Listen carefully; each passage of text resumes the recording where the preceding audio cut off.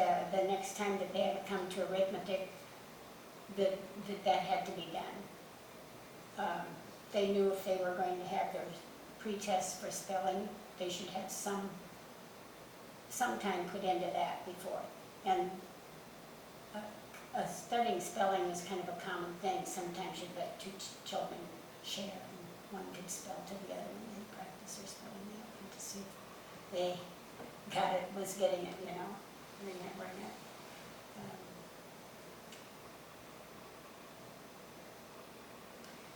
Do you remember how many students were in a grade? Or you mentioned the one school had 33, but that was the largest group I think I had.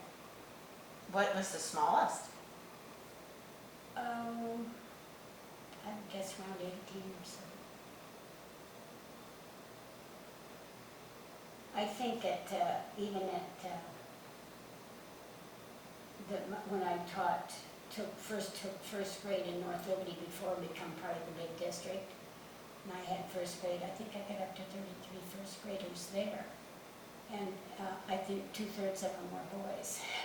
That's quite a makeup of students. I know the principal came by to see how things, poked his head in the room to see how things was going, and I had a summer cold right at the time school started, so I was not feeling the best anyway, but I went from 8th grade to these little first graders, and I told him, I said, if you look in and you don't see me, check on the chandelier. Because it just seemed like you had little ones holding on to you, wanting things. But I certainly did enjoy it. I enjoyed everything I ever taught. There was just no getting around it. But I did love first graders too. And I think what would make first grade so special is that you got to start them out. It wasn't review. It was, here they are, and you're starting from scratch, and you got to do. Wherever you get to 3rd grade, and if they're having trouble with reading, then you've got to do remedial work along with your standard. Would you say that you saw much difference in the size of student population? One building would be 33 and one building would be 18? Yes, it would be. The way they handled that in the country schools, all of the teachers in that township got the same salary. Everybody's salary was the same. Now, if you got a school that had 4 more kids in it than the other school teachers had, after you got up to a certain amount of extras, they would give you a bonus on your check because you had more children to teach. And I wouldn't say that they would change that with 1 or 2, but if it got up to where you had a noticeable group. What factors influence this fluctuation in numbers? Well, I think a lot of it, just looking back on our own childhood, my dad was a tenant farmer, and when March comes, you move, if you didn't have a contract for next year. And when you moved your family and you had 5 children in school, it knocked a hole in it. I think and it was vice versa. I think when they had a school that wasn't too big and they found out if a big family was moving in, they liked that. So. Do you remember some lesson activities? Any memories? Most memorable lessons? Well, let me think. For music, for one thing, it's not real memorable, but it's just something I have always remembered about this little girl. This was in Green Valley, and we had Victrola. You had certain song titles for the upper grades and a different set of songs for the lower grades. And when it was time to test them, they could sing without the Victrola or they could sing with it, whichever they prepared. So they had to sing solos? Yeah, right. And this little first grader wanted to sing the song the big kids sang. that was when it was her turn. I asked her what she would like to sing, and she says, I want to sing what the big kids sing. And I said, okay, do you think you know the whole song? She knew the whole song. I said, well, that's good, you just go ahead and you can sing your song. And she got up and she sang the whole Susanna. And she knew it till she got to, I came from Alabama with a bandage on my knee. And I've always thought of that. But, you know, I just thought it was always, when you go home at night, you just see so much humor in your whole day that you were so busy moving on to the next thing that wasn't always so noticeable until you got home and reflected on your day, and then you got lots of chuckles out of it. What did you enjoy teaching the most?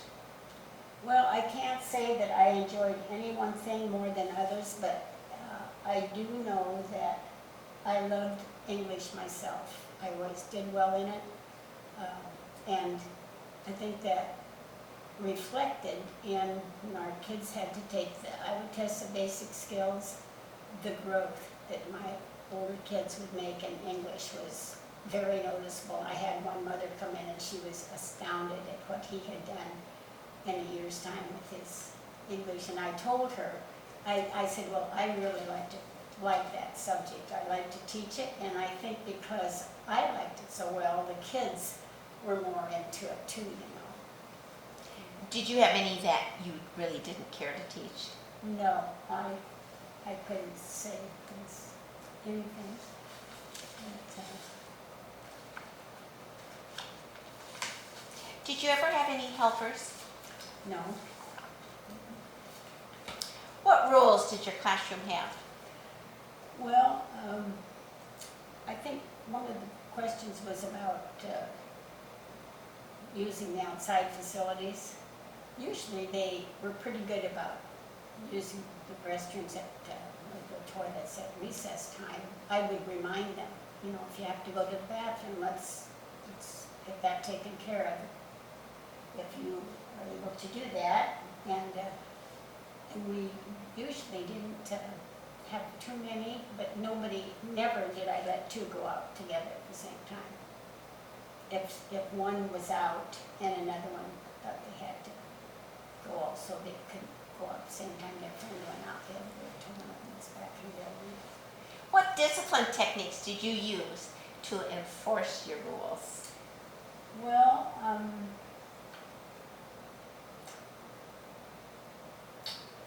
early on, I did a little bit of, I would keep some students after school. I think that was a pretty common thing.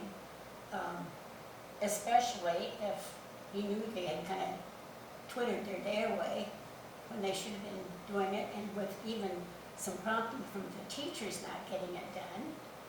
And this was a fourth grader that I had, and he was just basically not too energetic. He wanted to ride his pony to school, and he didn't live very far from the schoolhouse. And but he did have to stay after school if he didn't get his work done. And he said to me one day shortly after we had a few sessions after school, he said, did you know it's against the law to keep a kid after 4 o'clock?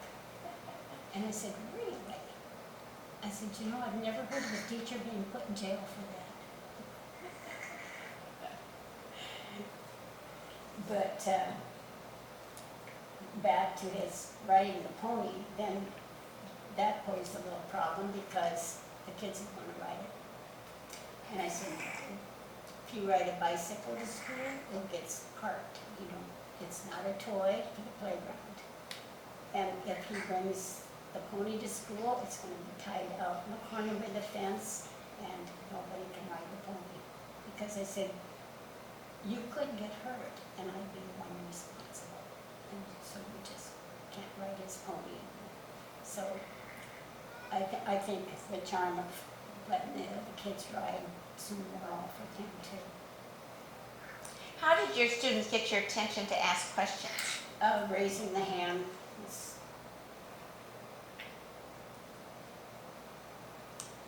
unless they were in the in the circle for their lesson, then they would probably have to raise their hand, but there just was never so many there that you couldn't ask a question in the class, probably.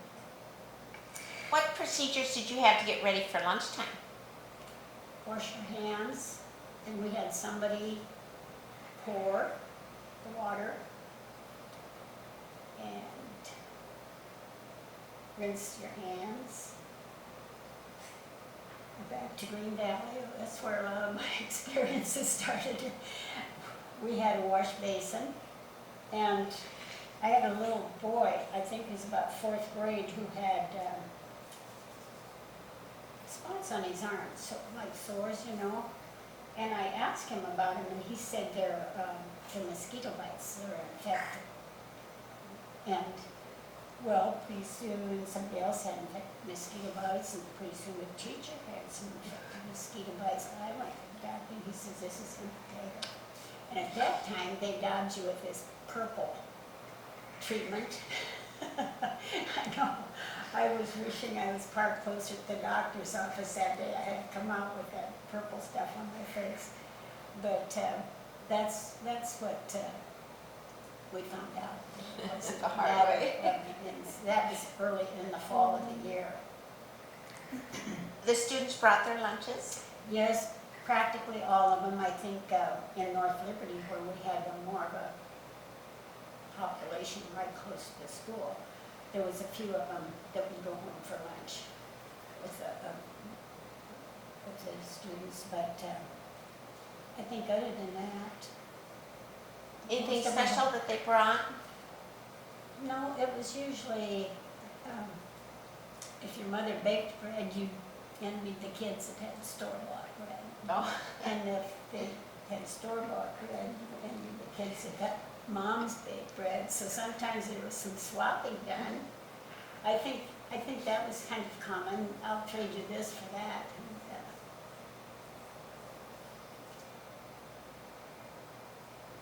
Where did they keep their lunch pails? if there was a room adjoining to the classroom, they'd be on a shelf out there. And if there wasn't? If there wasn't, then they just had to sit in the back of the room. And where did you eat your lunch then? They ate at their desk, and if it was a nice day early in the fall or in the spring, if it was really nice, that you could all sit somewhere outside together. But you had to sit down for a given amount of time. You couldn't be up running around with your food. If you eat outside, you have to sit down for the lunch periods. Did you have anything special at lunchtime? Not really. When I boarded with a lady, she always packed me a nice lunch, but I never did that for myself. I went much simpler. Probably some fruit and maybe a sandwich. Did you see your students outside of school very much? Not really.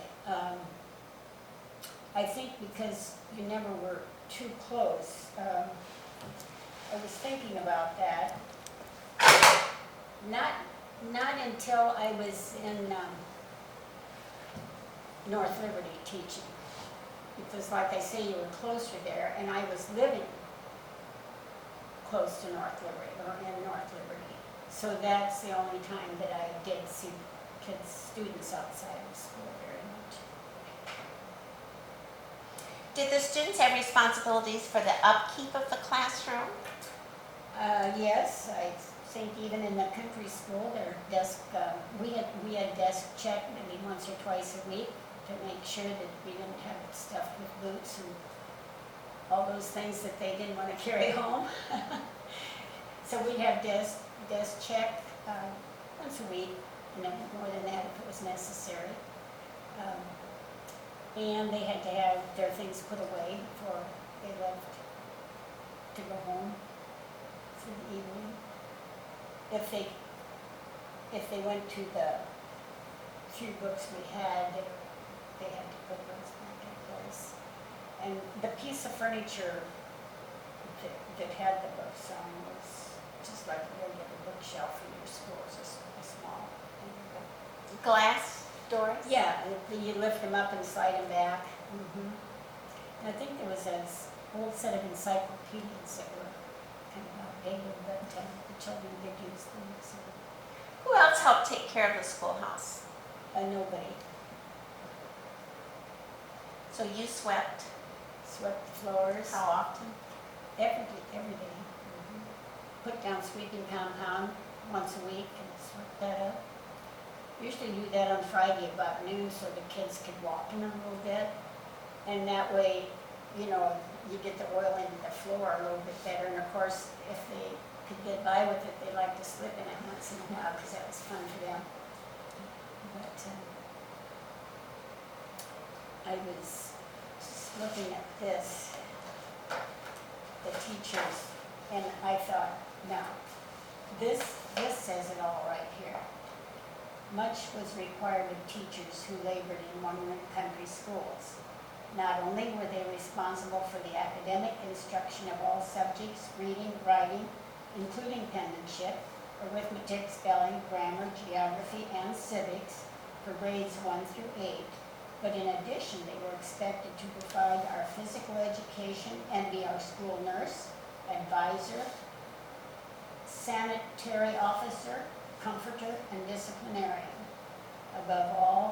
Above and beyond all these professional duties, the rural school teacher was expected to take care of janitorial chores, building and maintaining the fire and the heating stove, sweeping and dusting the floor, cleaning the chalkboards. As I recall, teacher even took the window curtains home and washed those now and then. And that's just the way it was. And you know, the teachers were talking in the lounge one day about we got a new copy machine at school. And I said, gosh, do you remember when we had to use that old thing that printed purple? And everybody was talking about it, and I said, you know, I can remember one that was way beyond that. Well, they'd never heard of it. And I said, well, it was a wooden tray, like a frame. And I said it had a gel substance on it. And I said you had to use an indelible pencil to make your master. You wet that, put it on, peeled it off, and you could maybe get 5 or 6 good copies, and from there on they got less noticeable. And but the worst part of it was getting all of that off of that gel before you wanted to make something else, because it was hard to get that off. You have to wash and wash and wash. And sometimes in the course of using it and stuff, that gel would get chipped and then you'd have something missing in a word. So you'd have to heat that, soften it so that it would all get smoothed out again. I said, that was my first copy machine.